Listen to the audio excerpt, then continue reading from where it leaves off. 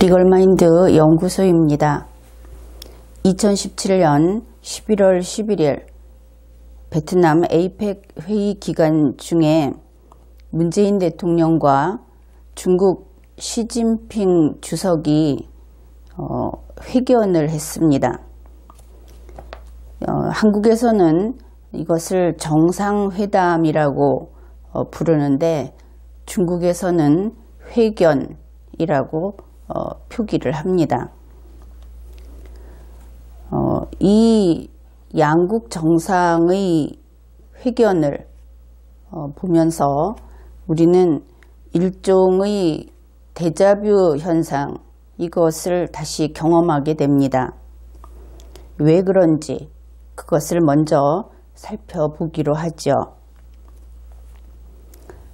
지난 10월 31일 중국은 한국에게 약속 사항을 공증하라고 요구를 했습니다. 그것이 바로 유명한 산불 사건입니다. 여기에 대해서 한국 정부는 복종했습니다. 강경화 외교부 장관이 국회 국정감사장에서 산불, 영어로는 3No라고 하는 선언을 했습니다. 그 내용은 리걸마인드 연구소의 다른 방송에서 상세히 다뤘기 때문에 그것을 참고하면 되겠습니다. 이 산불 선언이라고 하는 것은 한국 전역에 생중계되는 국정감사 자리에서 미국과 일본에 대해서 동맹을 거부한 행위라고 평가가 됩니다. 엄청난 사건입니다. 이러한 한국의 복종에 대해서 중국은 선물을 주었습니다. 그것은 바로 한중 공동 협의 결과 발표라고 하는 것입니다.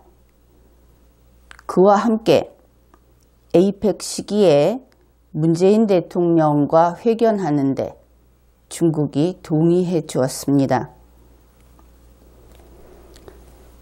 바로 이 11월 11일의 회견은 이 선물 보따리 속에 들어있던 선물 가운데 하나였습니다. 중국은 선물만 주지는 않았습니다. 그렇게 약속을 해주면서 동시에 한국 정부가 공식적으로 공개적으로 밝힌 이 승낙, 중국에서 말하는 청러 사항을 이행하라고 요구했습니다. 그리고 나서 11월 11일이 되었습니다. 그런데 11월 11일 한중 정상회담이 열리는 그 무렵에 또 한바탕 소란이 벌어졌습니다. 그것은 바로 트럼프 대통령이 한국을 국빈 방문하고 그동안 회담을 하고 그래서 문재인 대통령과 트럼프 대통령이 공동 언론 발표를 했습니다. 그런데 그 공동 언론 발표의 내용 가운데 인도태평양이라고 하는 그 제1호에 들어있는 내용입니다. 그것을 한국 정부가 우리는 그 내용을 인정하지 않는다. 문재인 대통령은 그러한 말을 알지도 못한다 하는 거부 선언을 했던 그러한 사건입니다. 그러면은 왜 한중 정상회담을 앞두고 아주 어중간한 시기에 남의 나라에 가서 이러한 행위를 했던 것일까? 우리는 이것을 보고 데자뷰라고 이야기를 했는데 지난 10월 31일의 사건들을 떠올려 보면 이 순서를 다시 정리할 수 있게 됩니다. 10월 31일 중국은 약속을 공증하라, 공개적으로 증명하라 하고 요구를 했죠. 그러면 11월 11일에 똑같은 약속 사항을 공증하라 하는 요구가 그 자리에 놓이면 짝을 이루겠죠.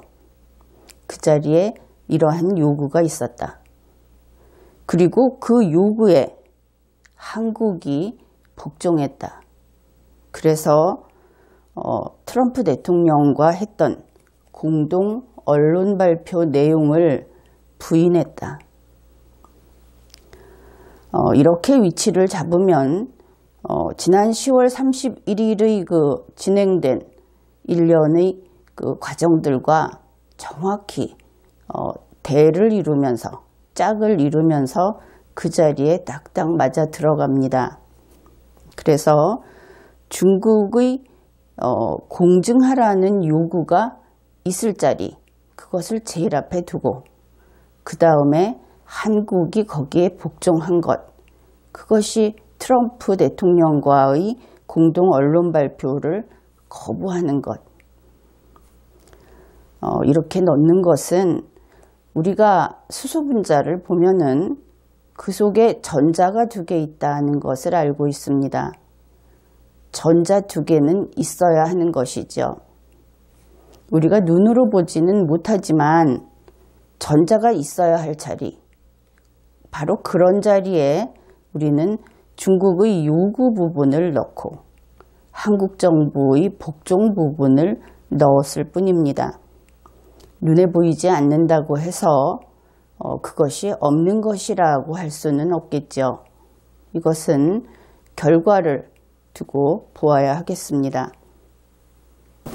그런데 11월 11일 한국 정부가 복종했던 그 사건은, 즉 트럼프 대통령과의 공동 언론 발표 가운데 인도 태평양 부분을 거부해버린 그 사건은 미국 대통령을 한반도 주변의 한반도와 관련된 4강이 모인 자리에서 비수로 찌른 것과 같은 아주 큰 사건입니다.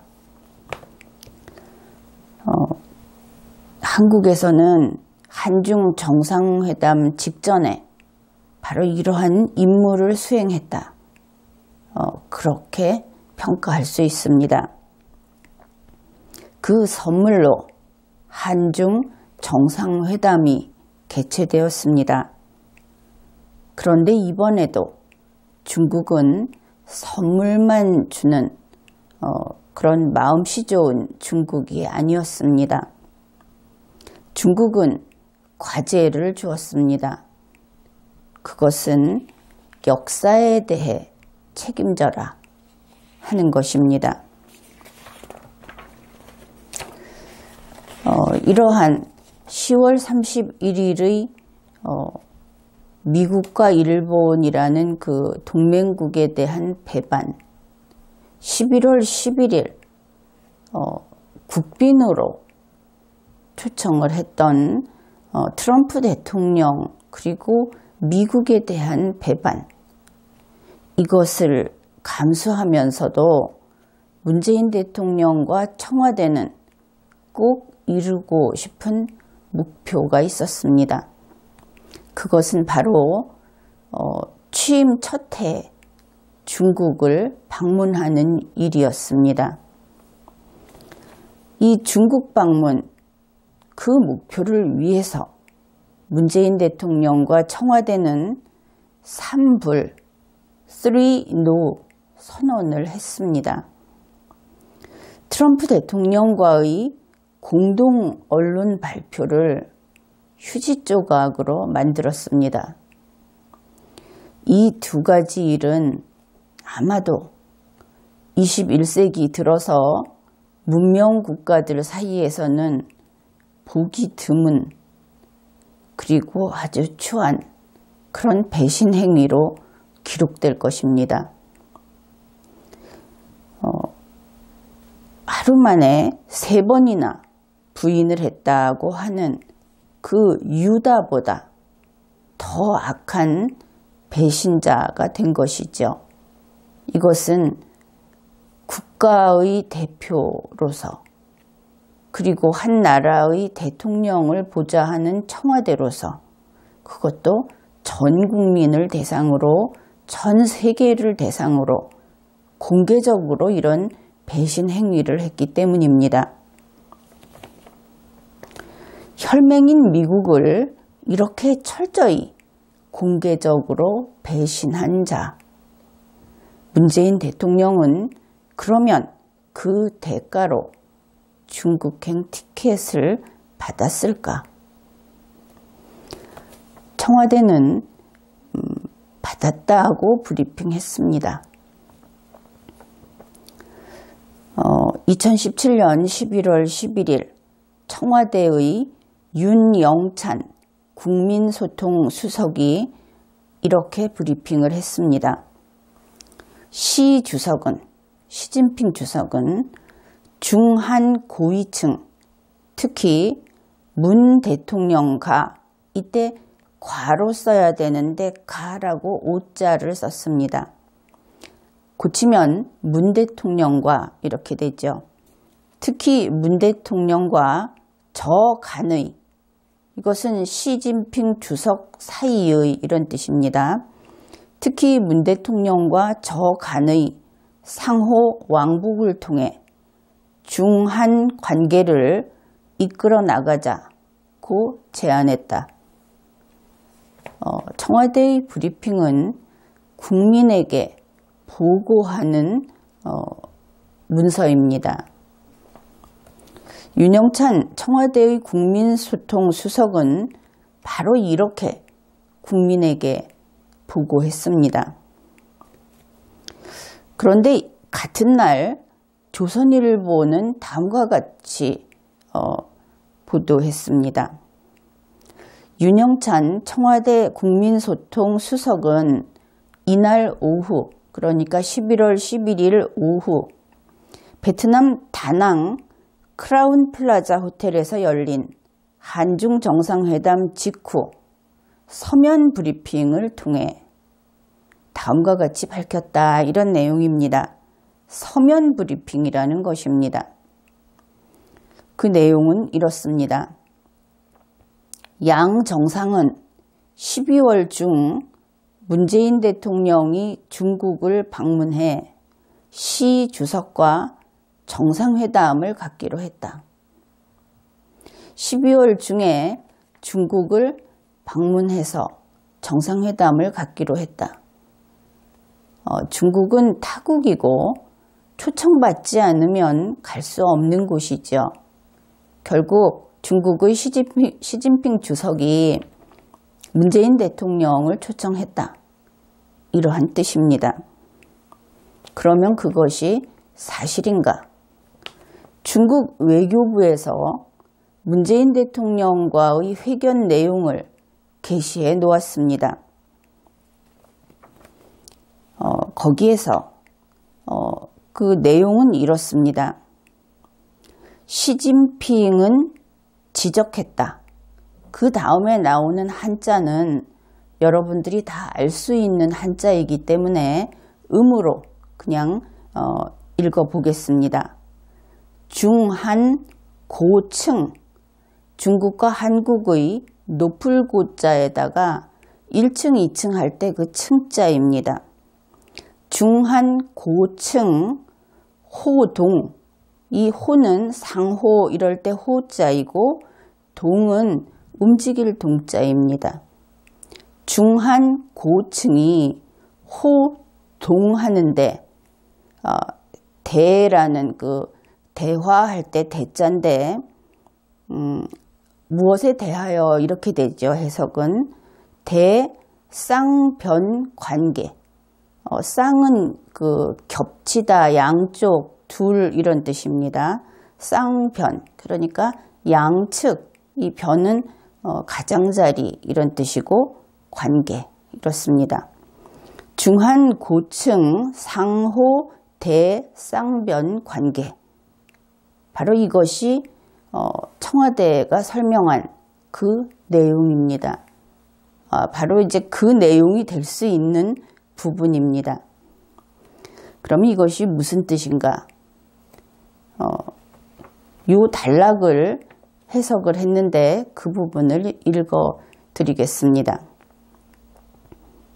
시진핑은 지적했다. 양측 관계에서 중요한 역할을 담당하는 중국과 한국의 고위급 상호작용 유지와 강화를, 그렇습니다.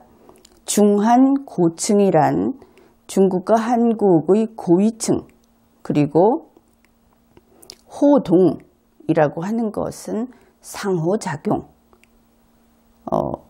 양측 관계에 대한 중국과 한국의 고위층의 상호작용을 유지하고 강화해야 한다고 시진핑은 지적했다. 이러한 문장입니다. 중한 고층 호동이라는 말에서 특히 문 대통령과 저 사이의 상호 왕복을 통해 이런 뜻은 나오지 않습니다. 더구나 12월 중에 문재인 대통령이 중국을 방문해서 정상회담을 한다는 뜻도 나오지 않습니다. 그러면 시진핑은 이것을 무슨 뜻으로 이야기한 것일까?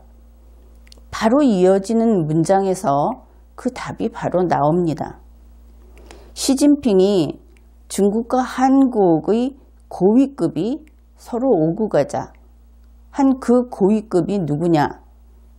이어지는 문장이 이렇습니다.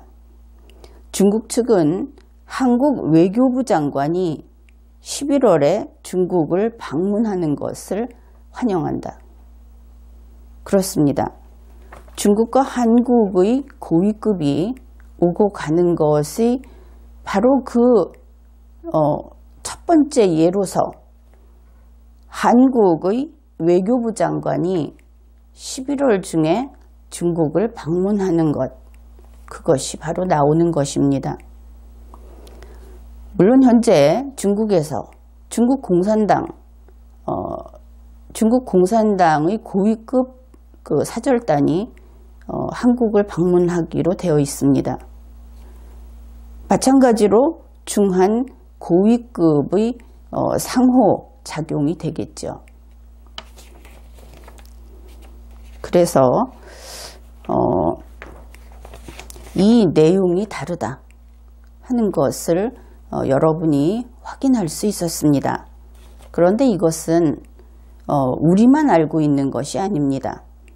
이제 한국 국민들은 상당수가 이 내용을 알고 있습니다. 왜냐하면 청와대의 이러한 브리핑이 있을 그 무렵에 중국 신화통신이 중국 외교부의 원문을 소개하는 보도를 했습니다. 그렇게 해서 중국 측의 발표와 청와대의 브리핑이 다르다 하는 것이 밝혀진 것이죠. 중국 외교부의 발표 내용이 그 안에 중요한 내용들이 있기 때문에 몇 가지만 함께 살펴보기로 하겠습니다. 시진핑 주석은 이렇게 이야기를 했습니다. 중국과 한국 두 나라는 짐을 싸가지고 이사를 가버릴 수 없는 그러한 근처에 있는 영토를 지닌 국가들이다. 생각을 많이 해보아야 합니다. 중국과 한국은 서로 맞닿아 있다는 의미도 될 것이고 여러 가지 여러분들이 생각해낼 수 있는 것들이 많이 있을 겁니다. 어떻든 이 같은 대륙에서 옆에 붙어 있고 짐을 싸서 옮겨갈 수 없는 그러한 지리적인 관계, 그러한 사이다. 이런 뜻이죠. 그렇게 하면서 그래서 역시 천연협력 파트너다. 이렇게 이야기를 합니다. 이 천연이라고 하는 것은 특별히 노력하지 않고 어떤 협약이 없어도 그냥 옆에 있으니까 같이 협력할 수밖에 없다. 꼭 그런 것인지는 모르겠습니다. 그러나 어떻든 중국에 태풍이 오면 여기도 태풍이 오고 중국에서 황사가 발생하면 여기도 황사의 영향을 받고 대략 그런 식의 이야기인데 이 천연협력 파트너라고 하는 것은 시진핑 주석이 그렇게 이야기하고 싶었던 모양이죠. 그러면서 그는 이렇게 이야기합니다.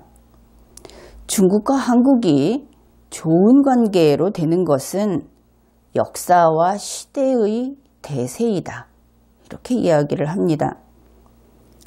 한국이 결국은 중국과 한국 이렇게 이야기하지만 그들은 한국을 대등하게 보지는 않죠. 지금까지 그래왔듯이. 그래서 한국이 중국에게 잘하고 잘 따르는 것은 역사의 대세, 시대의 대세이다. 이렇게 이야기를 했습니다. 역사는 지나온 날들입니다. 가버린 날들. 그 가버린 날들 동안 우리 한국은 중국에게 좋은 나라여야 했다. 이런 뜻이죠. 시대의 대세다. 그것은 지금입니다. 지금 앞으로 살아갈 날들. 그때도 우리는 중국에게 좋은 나라, 착한 나라가 되어야 한다. 그런 뜻이죠. 그러면 이 좋은 나라가 된다 하는 것이 무엇일까?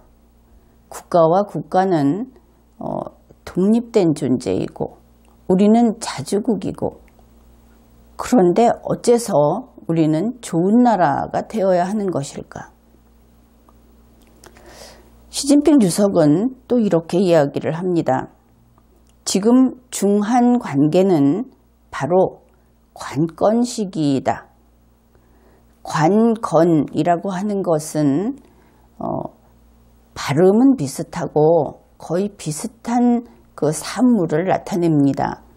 그러나 우리가 쓰는 한자로 관건하고 중국어 간체자로 쓰는 관건은 그 의미가 조금 다릅니다. 중국어로 관건은 우리와 마찬가지로 빗장이나 자물쇠라는 뜻이 있지만 열쇠라는 뜻도 있습니다. 이 열쇠라는 뜻은 우리 한자 사전에서는 나오지 않았습니다.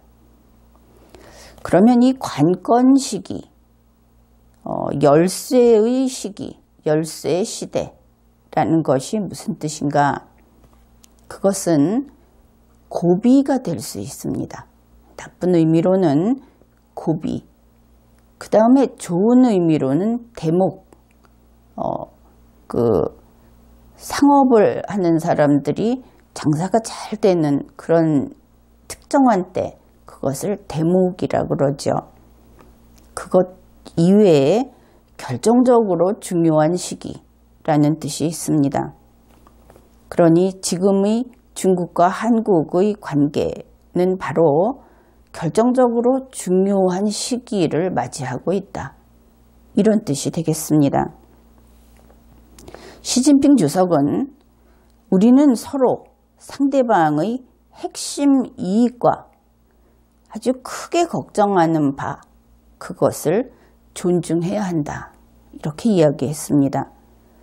그렇다면 한국에게 떨어진 숙제이죠. 중국의 핵심 이익을 존중해야 하고 중국이 크게 걱정하는 바를 우리가 헤아려야 한다. 이런 뜻이 되는 것입니다. 그러면서 그는 사드 문제가 중요하다는 이야기를 합니다. 그리고 나서 구체적으로 이런 이야기를 합니다. 양측은이라고 했지만 일단 이것은 한국은으로 풀이를 하면 더 명료해집니다.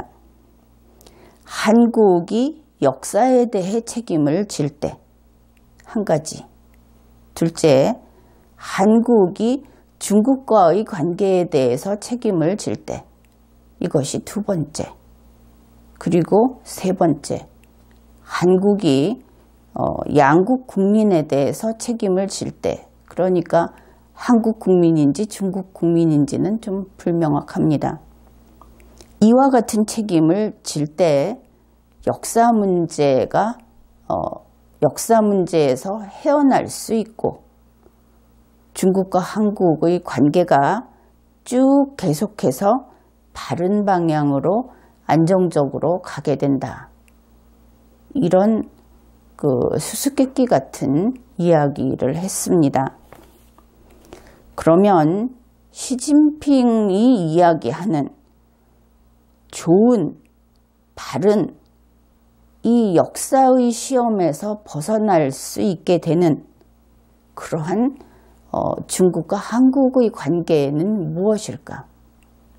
그렇게 되기 위해서 한국이 해야 할 것은 무엇일까?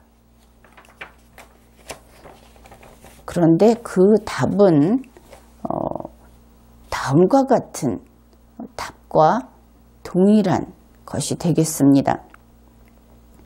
앞에서 보았듯이 2017년 11월 11일 그리고 지금까지 문재인 대통령과 청와대, 문재인 대통령은 중국행 티켓을 받지 못한 것으로 알려져 있습니다. 그러면 이 중국행 티켓을 어떻게 하면 받을 수 있을까 하는 그 답과 앞에서 시진핑 주석이 요구했던 그 내용은 일맥상통하는 것이겠죠. 그것을 살펴보기로 하겠습니다. 간단히 중국행 티켓을 문재인 대통령이 받으려면 바로 이렇게 하면 된다 하는 내용입니다. 첫째, 10월 31일에 약속한 3부를 이행한다. 이것은 시진핑 주석의 말 속에서 그리고 지금까지 중국과의 관계에서 분명하게 나타나 있습니다. 3부를 어떻게 이행할 것인가? 그것은 이렇습니다. 미국과 수교를 단절하면 됩니다. 또 일본과 수교를 단절하면 됩니다. 그 결과 미군을 철수해야 하겠죠. 또 미국과 일본 대사관을 우리나라에서 철수시켜야 하겠습니다.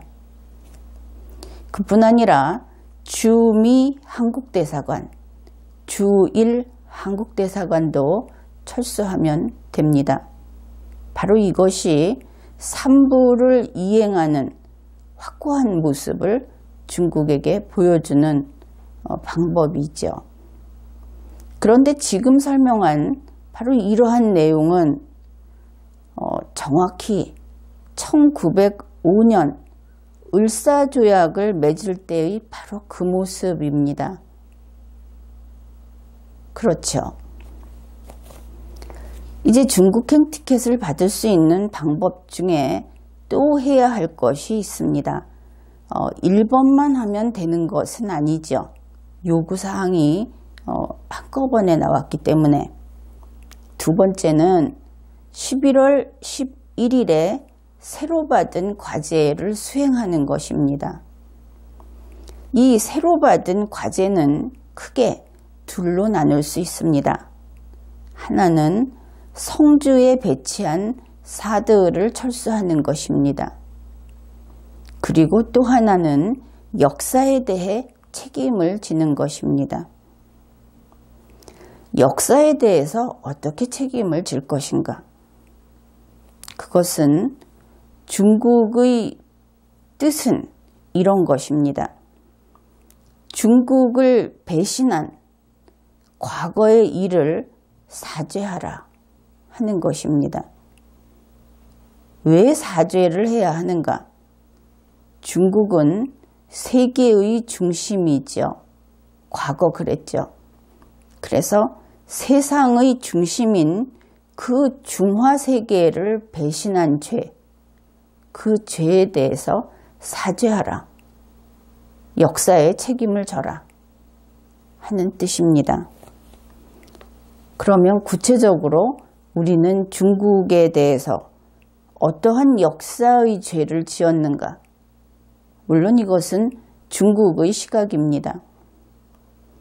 1894년 청일전쟁 때 조선인은 일본군을 지원함으로써 중국에 배신했습니다. 1910년 한일병합조약을 맺음으로써 조선은 일본과 같은 편이 되어버렸습니다. 그래서 중국을 배신했죠. 1930년경부터 1948년까지 상해 임시정부와 광복군이 있었습니다. 우리는 그들을 독립군이라고 부릅니다. 독립운동가. 그런데 그들은 누구를 위해서 싸웠는가? 그들은 장개석을 위해서 싸웠습니다. 다시 말해서 오늘날의 대만을 위해서, 과거의 장개석을 위해서, 그리고 그들이 적대시한 것은, 그들이 죽인 사람들은 시진핑의 사람들입니다. 계보를 따지자면.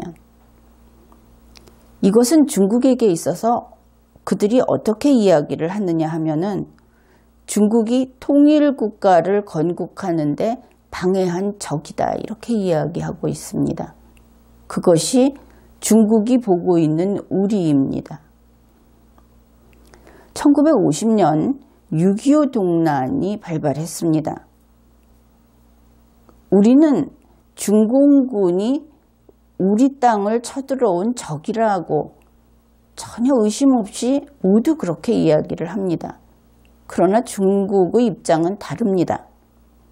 그들은 우리 한국인들이 중공군을 살상한 원수라고 합니다. 미국 편을 들어서 중국을 배신하고 중국의 원수라는 것이죠. 이 모든 것이 중국이 우리에게 이야기하는 역사에 책임져라, 사죄하라 하는 말의 의미입니다. 2017년 현재는 인도 태평양 비전을 지지하면서 그 내용을 담은 공동 언론 발표를 했습니다.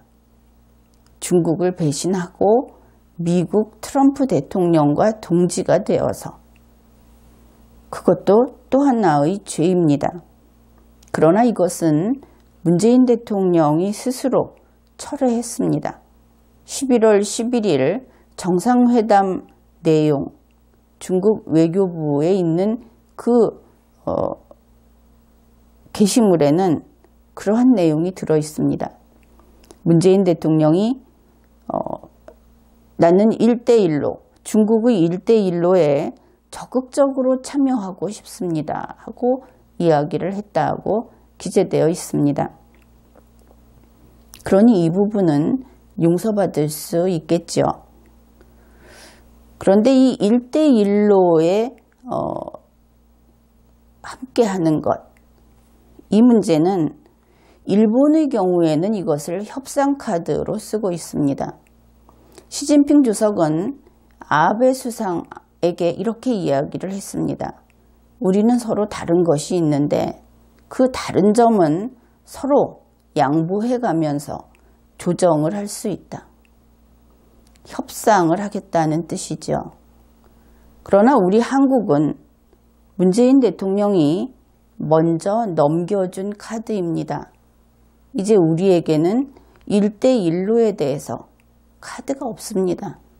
그것은 이미 주어버렸고 우리는 중국과 다른 걸로 협상하기 위해서는 또 다른 무엇인가를 계속 넘겨주어야 하는 그런 상황이 되었습니다.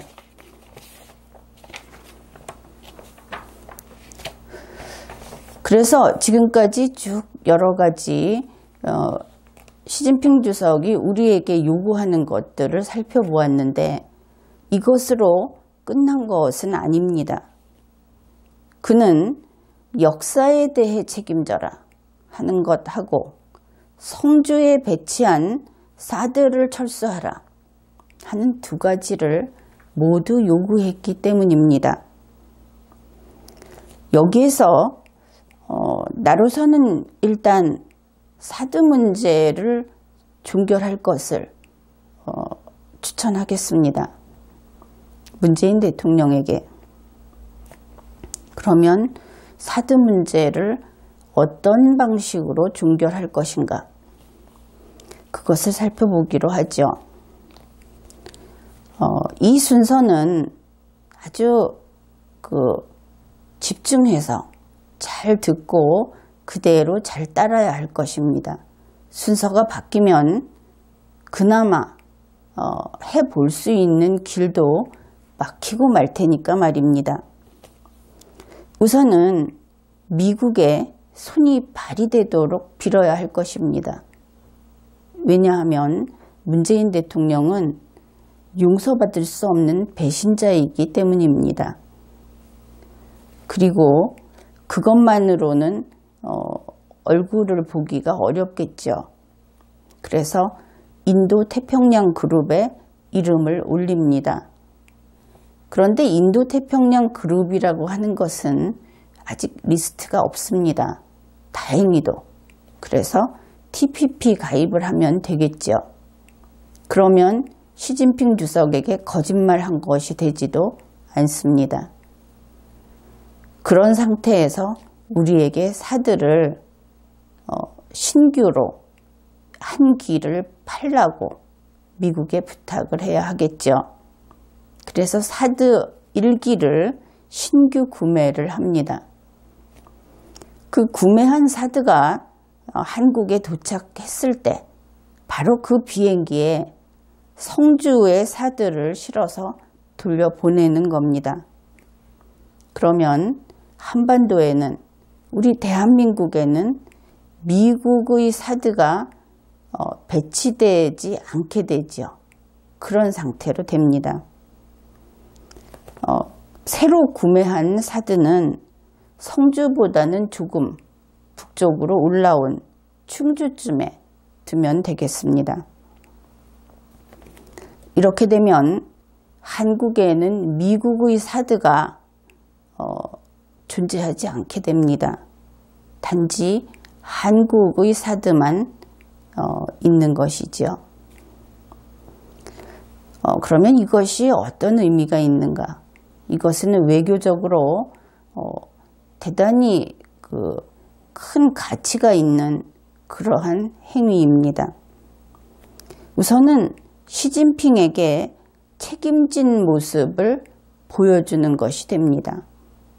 그렇게 되면 한국은 중국에게 더 책임질 것이 없어지게 되죠.